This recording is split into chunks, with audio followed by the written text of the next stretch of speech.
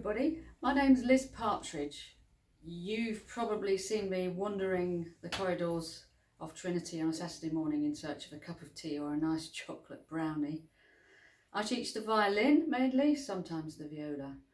And Fiona, head of strings at Trinity, has very kindly asked me to do something for you today, for everybody, on tone production. Which is actually a bit of an irony if you think about it, because at the moment it's a bit difficult to hear the tone because we're playing over electronics. But in a way, this gives you a real opportunity to be the teacher, to think about and listen to your own sound. That's what these things are for. They're not just about for hearing things, they're about listening carefully. Am I making a nice sound? Is it the sort of sound that I want to make? That's the bottom line. Okay, so here we go about how to do that. And it's not easy.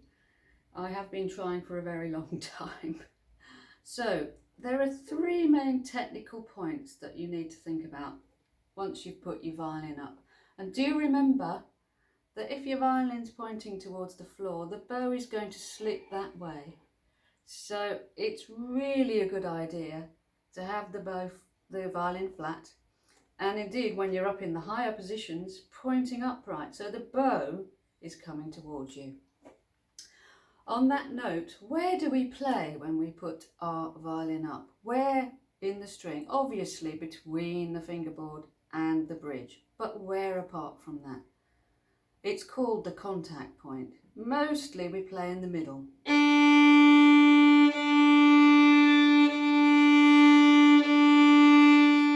But if you want to get a smaller, quieter, softer sound, play near the fingerboard.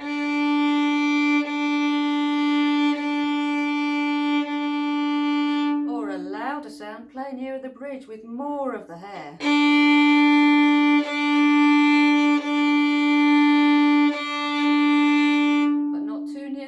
Because of course we all know that's sul ponticello.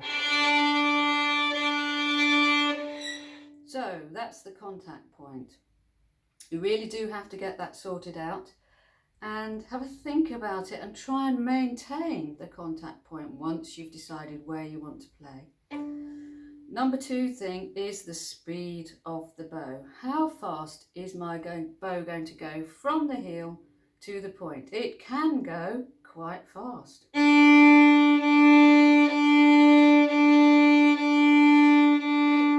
can go slower than that.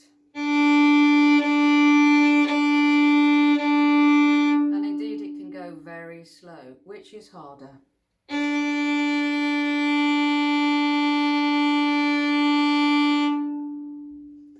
Tied to that, and not separate at all, but absolutely integral to that, is how we get the weight of this arm here into the string. How do we transfer that weight from the arm in through the hand, into the bow and onto the string? Well, it really is all about the weight of this whole arm. If you go too fast with no weight at all, listen to the sound. And if you go too slowly, the other end of the scale, with too much weight, listen to the sound now.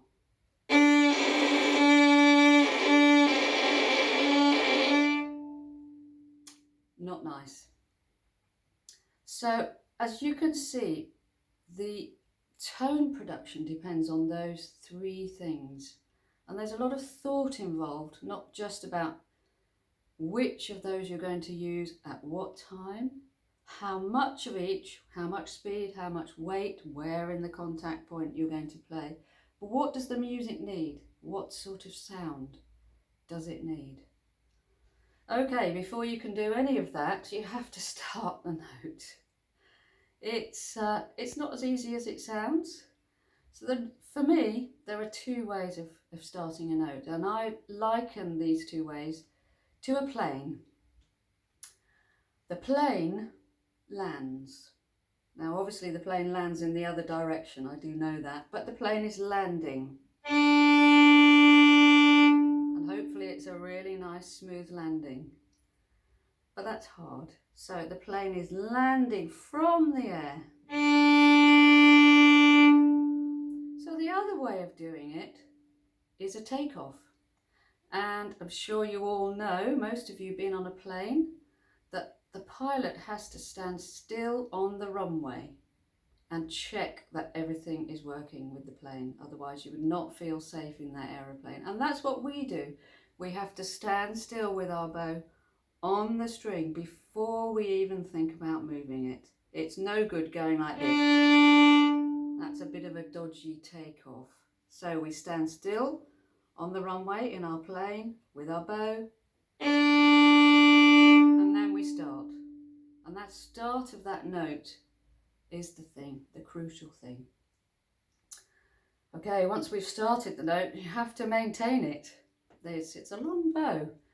So think about if you want an even sound, if you want a crescendo, or if you want a diminuendo.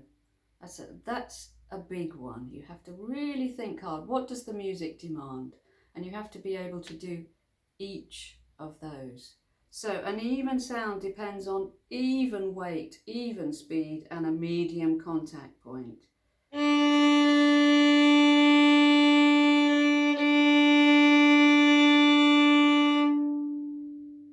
What about a crescendo on a down bow? Now that's hard. We usually do crescendos on an up bow. Let me show you. Start slowly, maybe with a takeoff. Did you see? I sped the bow up to get that crescendo. How about a diminuendo on an up bow? You have to really, really maintain the weight into the bow. Can you see my fingers and my arm? It's at tension, it's stretched, but that weight is into the string. And the weight releases to give us our diminuendo. So both of those together.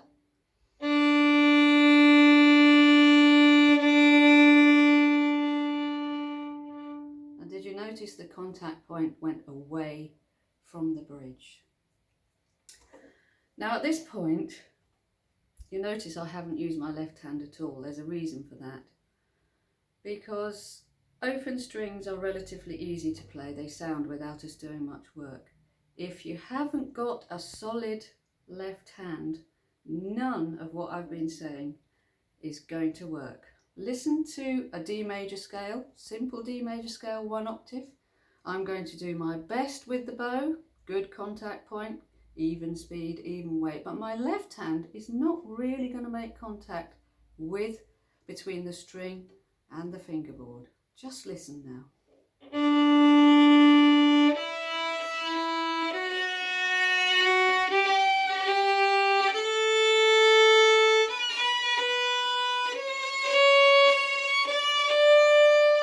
Listen how different it can be with good contact between the string and the fingerboard.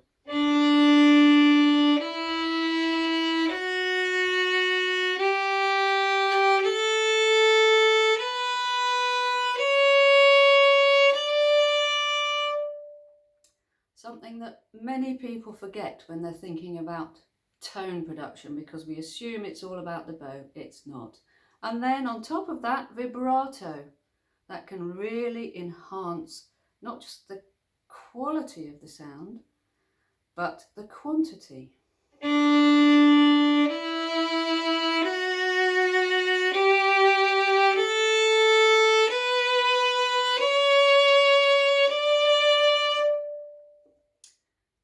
Okay, we're nearly there. Double stoppings. Well, most people look at the violin and they think, I've been taught to play on 1 string for so many years, now I'm being asked to play on 2. So what I'm going to do is this. And no wonder they don't like the sound. If you've got 2 strings to play on, you need less weight, less pressure. You've got 2 strings.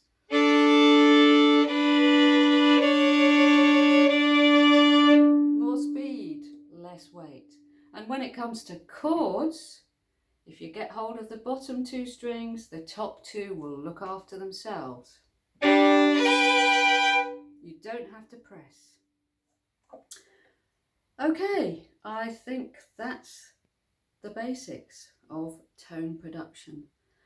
None of this can happen without a certain amount of relaxation of yourself. Remember to breathe out before you start playing. Let everything go. Have the violin in as relaxed a position as you can. I know it's not easy. Not pointing down, not pointing up too much. And the bow arm is as relaxed as you can. And lastly, and just once again, that's what these are for. They're for listening. If you love the sound that you're making, other people are too. I hope you find this useful, and thank you very much for listening.